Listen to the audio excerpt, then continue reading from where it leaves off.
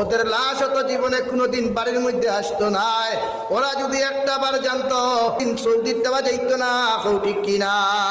কত মুসলমানের ছেলে বেঙ্গালুর যায়, কত মুসলমানের ছেলে মেয়ে আপনার বিদেশের জমিনে পড়াশোনার জন্য রোজগার যায়, ইলাও তো ভাবা যায় লাশ পুঁতা পর্যন্ত বাড়িতে আর কোনো টাকা পয়সা থাকে না।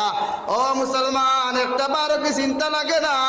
ওই নাফরমান অবস্থায় যদি যারা পরিমাণ গুনাহ লিয়া যদি জমিন থেকে চলে যায়, ওই কবর 3.5 হাত কবরের নিচে বিসমিল্লাহি ওয়া আলা মিল্লাতে রাসূলিল্লাহ হইয়া দাফন করার সাথে সাথে আমার মা চলে যাবে, বাবা চলে যাবে, আমার খলিঞ্জার টুকরা ভাই আমার কবরের দ্বারা থাকতো না, আমার খলিঞ্জার টুকরা বাবা আমার কবরের পাশে থাকতো না, আবার ছেলেও থাকতো না। ওই ছেলে সন্তান মেয়ে সন্তানগুলো আমার কবরের কাছ থেকে চলে যাবে। কবরের মধ্যে একাই একবার একলা আমার কবরের মধ্যে উঠাইয়া যখন সারা মানুষ 40টা কদম চলে যাবে, 2 জন ফরিতে আপনারা মানে সওয়াল করবা।